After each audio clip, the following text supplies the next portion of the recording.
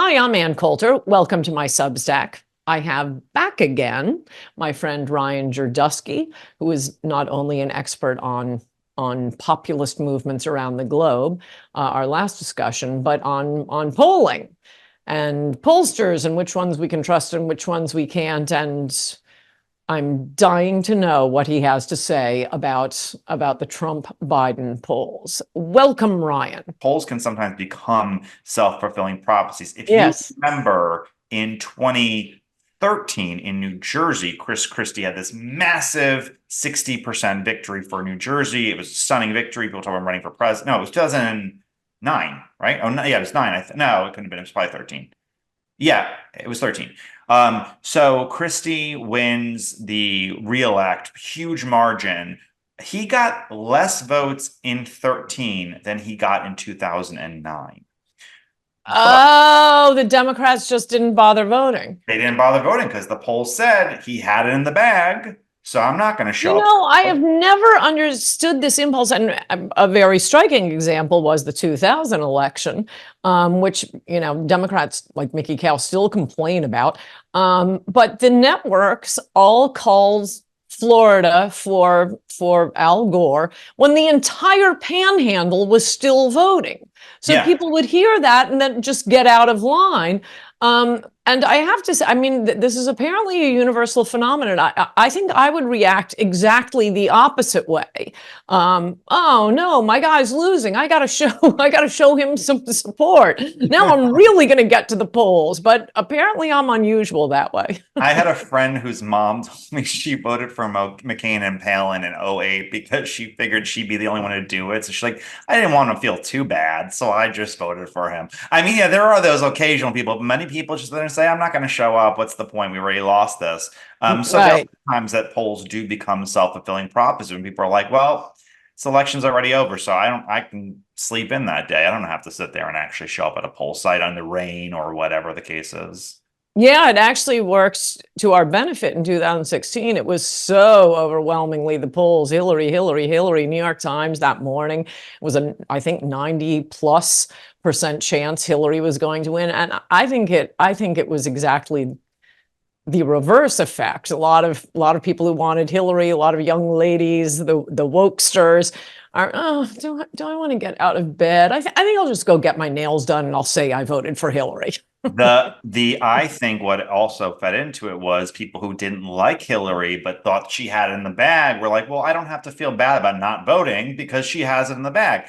The national black vote in 2012 was 13.5% of the population, and in 2016 it was 12%. It was a 1.5% nationwide decrease of the black vote. I think a lot of black people were like, I don't really like Hillary Clinton. I hate Yes. Trump. I'm just not going to vote. And that was part of the reason, not the whole reason, but part of the reason he did so well in Pennsylvania, Michigan, and Wisconsin was a lot of them were like, I'm not voting because it's already in the bag. I've been told by the New York Times. Right.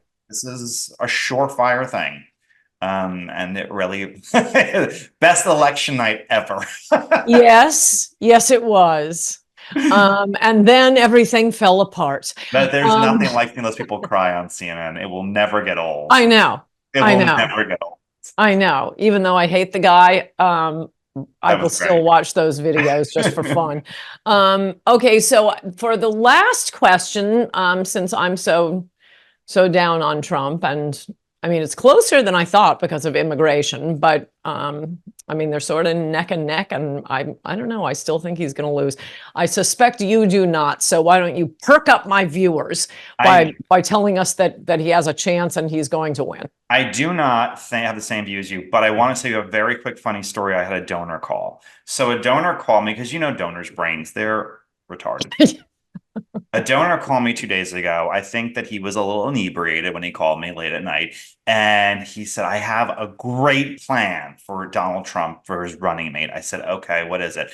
He goes, Winsome Sears, the lieutenant governor of Virginia. And I go, only problem is she's not American born. She was born in Jamaica. She can't be a president.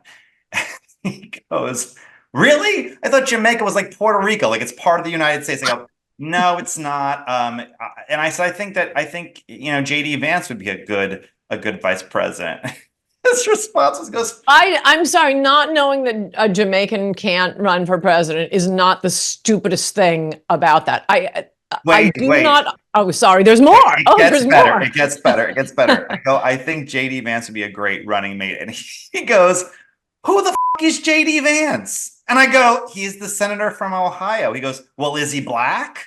First question out of his mouth. I go, donor brain. Donor brain. Yes. I was like, I can't wait to tell Ann this story. I cannot, Yes. because this is how donors literally think. Yes, I've been trying to crack the code on this, why they are so obsessed with getting an extra 2% of 13% of the population, when there's only one group in America, and I think you know the answer to this, only one group that ever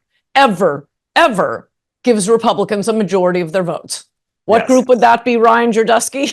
They are white people, specifically whites without a college degree. It's just white people. They're the only ones who ever, there's no other group. Forget how you slice it. Elites, bankers, working class, Asians, Hispanics, blacks. Well, I'll throw women in with white people here. Pacific Islanders, Puerto Ricans, any ethnic group you can possibly conceive of. Machu Picchu Indians. Never in any election has given Republicans a majority of their vote. So we punish the people who vote for us. So, you know, I just found but out I think the donor thing is, I mean, I'm transfixed by this obsession. They all live in utterly, completely lily white areas. Overwhelmingly. There isn't a black person within 20 miles. So they think America is what they see on TV. And I don't know if you've noticed, Ryan Jardusky, but everybody on TV is black now. They seem to think, as a lot of black people do, I mean, that Oscar's so white, black people have to win 50% of all Oscars.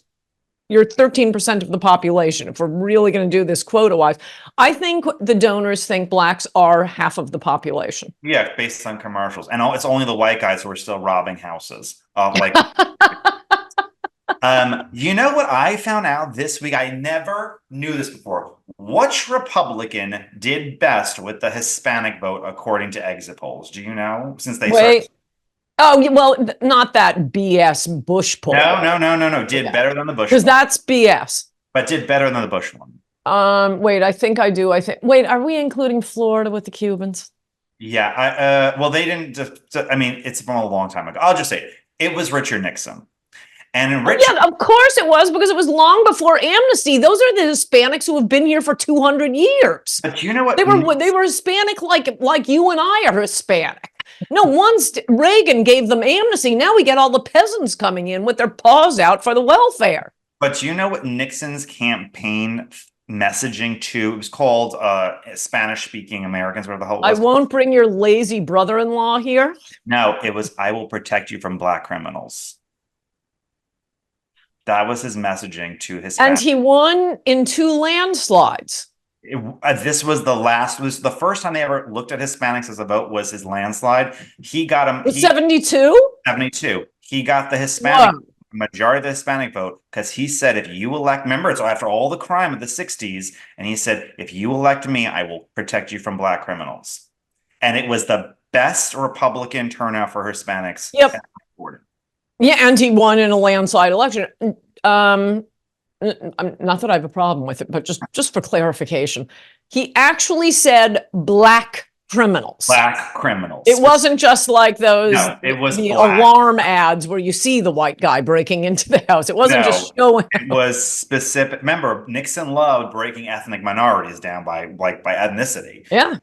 Buchanan one time told me that he told Nixon, he's like, let's get an Italian on the Supreme Court and we're going to lock that vote in forever. Like, they were very much very calculating of the Irish will vote for this thing. And they were breaking every ethnicity down back when whites were more ethnically Italian was much more of an Italian American than they are now, where they're all intermarried, whatever, and they're just white. Right. He said specifically, I will protect you from black criminals. You can watch complete episodes of Unsafe with Ann Coulter by subscribing to AnnCoulter.substack.com. That's anncoulter.substack.com. You can also listen to complete episodes for free at Ricochet.com. Choose Unsafe from the pull-down menu at the top of the page. That's Ricochet.com, your home for civil center right conversation on the web.